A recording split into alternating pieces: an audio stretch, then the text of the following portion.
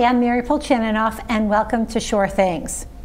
Today's date is about the middle of November. I'm not sure when this will air, but we're in the midst of our holiday preparation and holiday season at this time. And with that comes a lot on our plate besides our normal activities and responsibilities. Today's guest is going to help give us some ideas on how to actually maneuver through our celebrations and looking ahead to next year with a great mindset and some good tools.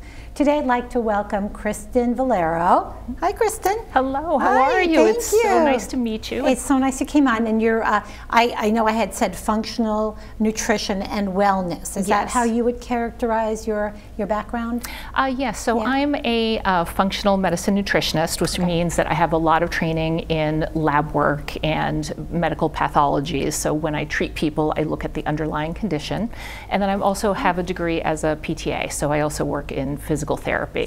So I bring all those things together when I treat people. Was that your goal? I mean, that is such an interesting path to think that when you have that lab work part, that research part almost, and then you have the hands-on working with clients. Was that your goal originally? So originally I was in rehab, and when I was working in rehab, I had a little bit of a background in nutrition, but I just realized that it was so complicated that I really wanted to be able to treat both areas for people, and so I felt like I needed to. That's when I went back and got my master's degree for nutrition, which was wonderful. So much information. Like I got a complete background basically in physiological biochemistry, which is important, knowing how everything interacts in your body and how to treat people when they are dealing with health issues. Wow, what a combination. I mean, to have that background, you can feel very secure, and in the information you are sharing is based upon scientific, nutrition and science, which is wonderful. I hope so. I think there's sometimes a lot of misinformation and there's a lot of and some things are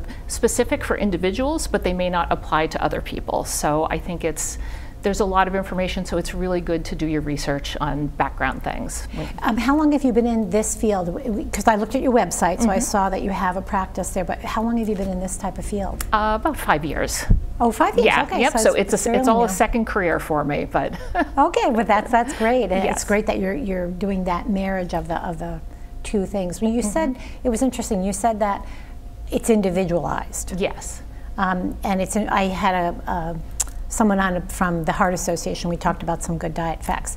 Do you feel like when you work with clients, I'm very curious, that there's a lot of things that you tweak for each client when you talk about individual nutrition?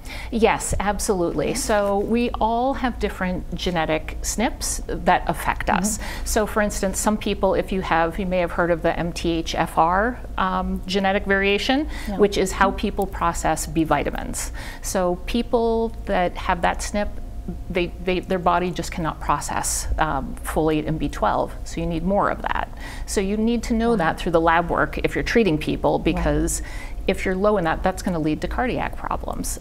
If somebody has celiac disease and they can't process gluten, that's going to be an issue. If someone doesn't have the digestive enzymes to digest milk or milk products, that's going to affect them. So there's some things that are kind of the same for all people, but you really need to look at the person. You need to look at their lab work. You need to look at their health history and see, because we are all different. We're not all the same. It's so interesting you're saying that, because when you mentioned, at the beginning, when you mentioned like the B vitamin deficiency, versus celiac, where people usually ends up flushing out in some way. They're getting ill or whatever. Been talking about a B vitamin deficiency. I'm wondering how many people wouldn't even know that they have anything like that. They're just maybe feeling tired or worn down, and they don't even know why. It happens a lot, and you know where it happens a lot too is with D vitamins. So vitamin D, that is linked to every single chronic health condition. Really? And especially in New England, we just don't get enough of the sun here.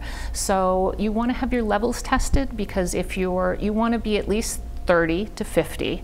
If you're lower than that, it really increases your risk for just a number. You'll be tired, you could be depressed, but it also can be linked to diabetes, obesity, Alzheimer's, pretty much every chronic health condition. But a lot of us, that's just not well-known information. No, usually the information we hear when you talk about vitamin D is, you're right, that we don't get enough sunshine. Get out there, get your sunshine.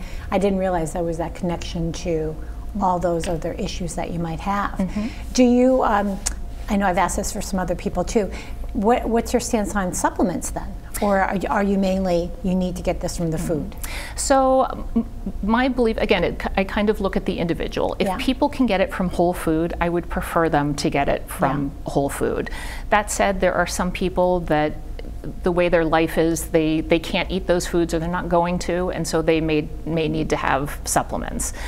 Some things we supplement them if I do testing or if someone's doctor sends them to me and their lab work shows they're very low in something, I will increase it in their diet, but I may also supplement them suggest a supplement for a couple months to kind of get their levels back up to normal. But it's really, whenever I look at those things, you really have to look at the person and see what's going to work best. But across the board, people should not be taking like 30 supplements a day in general, things like that. That's just not great. That's not great. I noticed you had rehab services too on your website. Yes. So do you actually work together with that then? If somebody's coming in for a rehab service, would you also mesh that with their nutrition?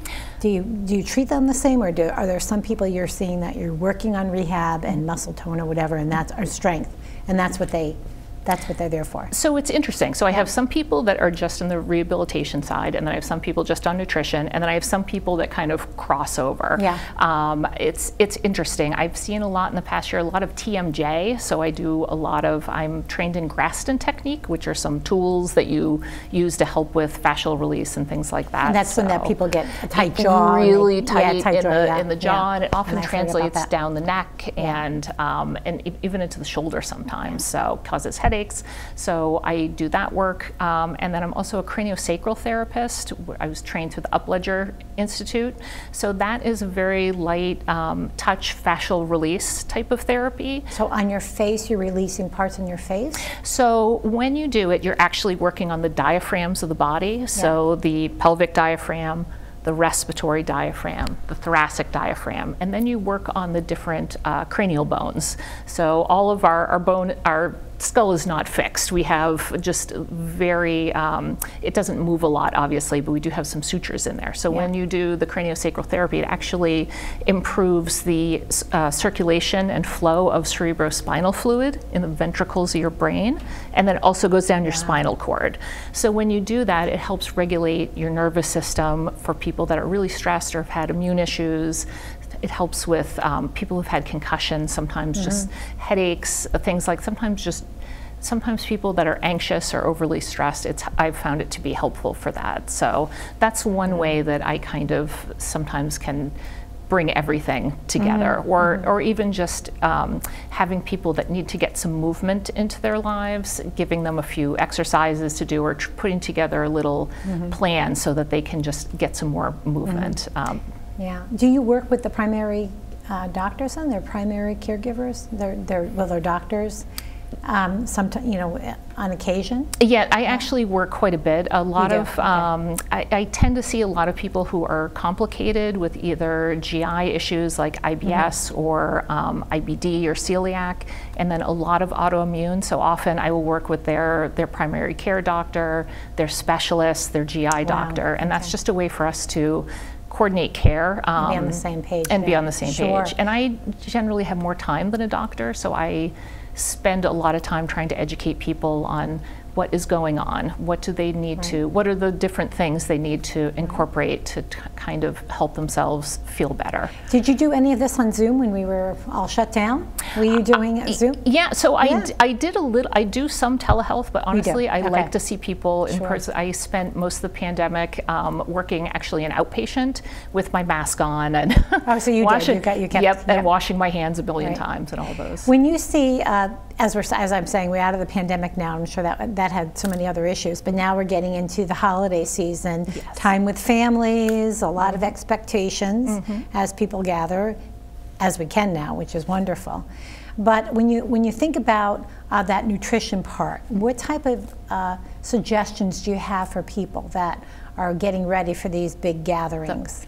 So I would say the number one thing I tell people is often this time of year we see people who are they're so busy and they're so stressed all the time. And they're usually looking forward to a party or an event. And so a lot of times the person that I see is not eating before they go to the party. I hear a lot of people, well, I'm going to be bad tonight, so I'm not going to eat all day. That's not good for you. When you don't eat, it dysregulates your blood sugar. So, and keeping your blood sugar stable, which usually means eating every 2 or 3 hours, not a huge meal, but regular meals and a snack throughout the day will keep you feeling so much more balanced. It's so much better for your body. Your pancreas will thank you for keeping everything stable. And then when you go to the party, go and have a good time and see what you want to eat and enjoy it. Just enjoy it and don't beat yourself up. It's not bad. It's interesting you said that way, because I do agree. It's hard when you're getting ready for a big event and you're thinking, I'm going to have something extra. So you're trying to be good all day. But I liked how you mentioned also that not only the foods you're not going to maybe eat more there, but about the balance part. So sounding as though it supports our mood regulation if make sure that we're still on the path with having our meals on a balance. Yeah, absolutely. So this time of year, I call it the cortisol express. So cortisol is our main stress hormone. It's very tied into our insulin regulation and blood sugar levels. So what happens is if you don't eat all day and you're very stressed, those levels are just going to continue rising in your body. I have seen a lot of very high cortisol levels this year, and it's because people are stressed, because they're running all the time, because they're fueling themselves on caffeine and sugar, and they're just running all the time. So the biggest thing I tell people for that, the first thing I do for people is put them on a meal schedule. I like everybody to eat breakfast, and it's something. If people don't have time, I'd love for them to have a smoothie, or you can make overnight oats that sit in your fridge and you just grab them in the morning and go. But when you start your day that way, it's really so important. It starts you off good. It gives your body what you need. You're going to think more clearly. You're going to feel better. So you're going to be balanced on that. You're going to be more balanced. Are there certain foods that do help with that whole regulation? You mentioned like oats and stuff for breakfast, but are there other certain foods that if we have in our diet are going to help us with our mood regulation? Oh, yes, absolutely. So I always tell people for cortisol, you always want to think about a protein and healthy fat or a complex carb. But if protein is always a part of it, it's going to help stabilize and help you feel better. Other foods that can help, we have neurotransmitters, and there's actually foods you can eat to support those. So the two I like to talk about are GABA and serotonin. So GABA is the brakes on our nervous system. It sort of calms us down. Serotonin is the same way. It makes us feel well regulated. It makes us feel happy and calm. And so for GABA, a lot of the complex whole grains, brown rice, buckwheat, I think, I have my list here, sweet potatoes have GABA in them. So those are foods you can work into your diet, and the amino acids in those foods, which build the protein, will actually help you create GABA. For serotonin, it's strawberries, pineapple, I think wild rice. There's a whole bunch of these are really good foods, and especially if you struggle with feeling anxious or stressed, those are things that can go into your diet that will really, they can help you. That is so great. That's so great. And I know we also mentioned that later we're going to talk about some other parts of our physical being that we can address, right? Yes, absolutely. We're going to take a short break, and after the break we'll talk more to Kristen about wellness and nutrition. Be right back. Let me take a moment to have a conversation with the brown and black communities.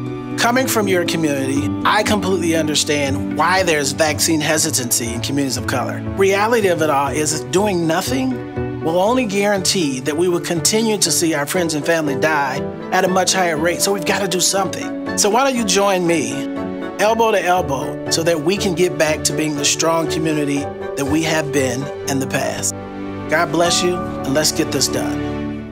As a scientist, I know by the time she takes her first breath, 9 billion more tons of carbon pollution will be in the air. When she takes her first steps, wildfires will have burned millions more acres she could have explored. By the time a child born today goes to college, it may be too late to leave them the world we promised. Our window to act on climate change is like watching them grow up. We blink and we miss it.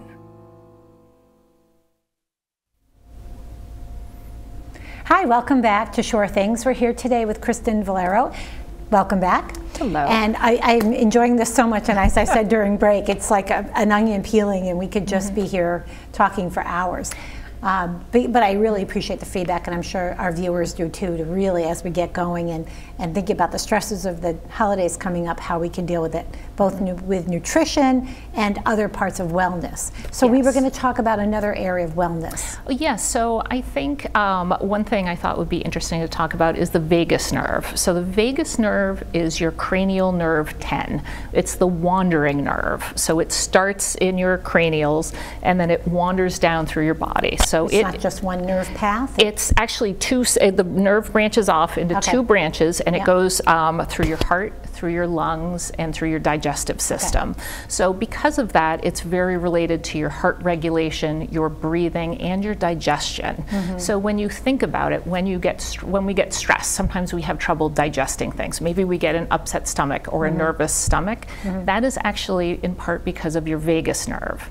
So when we think of the vagus nerve, we think of two areas. It can be overexcited and in stressed or in that fight type of mode, like the parasympathetic mode, or we can be in the rest and digest mode, which is that that's the parasympathetic. The sympathetic is the fight one.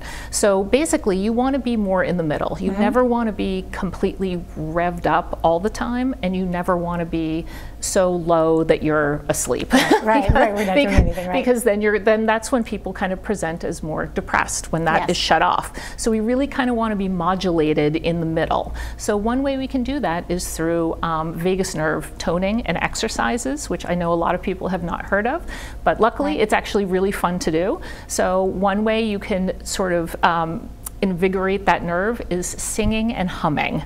Believe it or not. Singing and humming. Yes, singing and humming. So if you're like me, I sing by myself in the car because I have a terrible voice. But if you do that, you're actually engaging that nerve. You're modulating it into so that it has more of an appropriate response, and it makes you, if you're stressed, it kind of brings you down a little bit. That is so interesting. When you mentioned that, I was thinking of dance, because for me, dancing, if you put the music on and I'm dancing. Yeah, so that's great, like that kind of movement and sing along or hum, or just sit and hum and make noises. Sometimes people gargle. Like, I don't think that's as much fun as singing and humming, but it's something that will work. It sort of gets that nerve, it modulates it and helps it. And that helps give a feeling of balance. Yes, just a more feeling of balance, because that's where we really want to be. Sometimes we kind of swing too far to one end or swing too far to the other, and that's when really all the pieces kind of come in of wellness. Eating well, not all the time, but just the best you can, eating regularly, taking care of your body. Getting enough sleep is really, really important. If you don't get enough sleep, you're not going to feel well.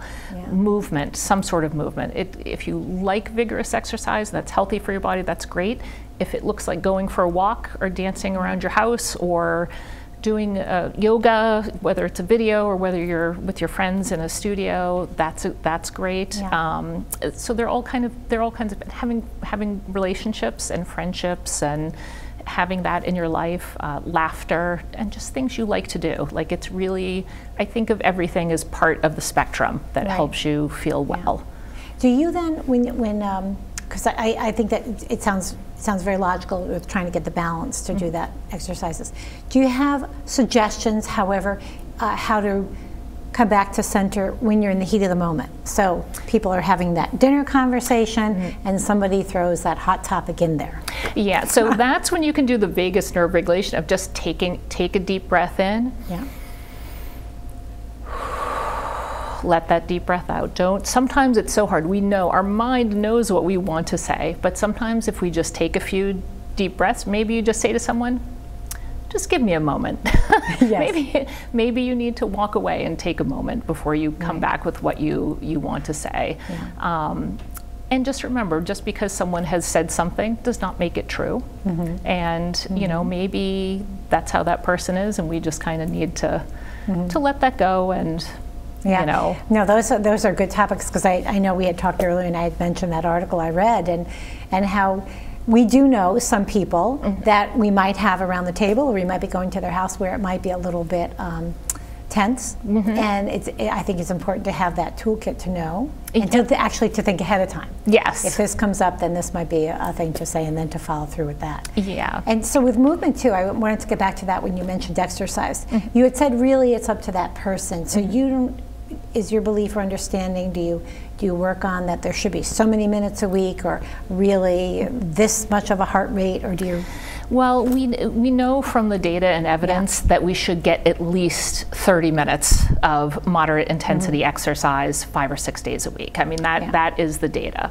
So if people that can do that, that is good for them to do. There are people that may have physical limitations, or they may have health conditions that prevent them from doing really vigorous activity, but I think everybody can do something. I've had some clients who have done therapy in the pool because they had trouble with their joints, and that worked for them to walk in the pool. That's a great activity.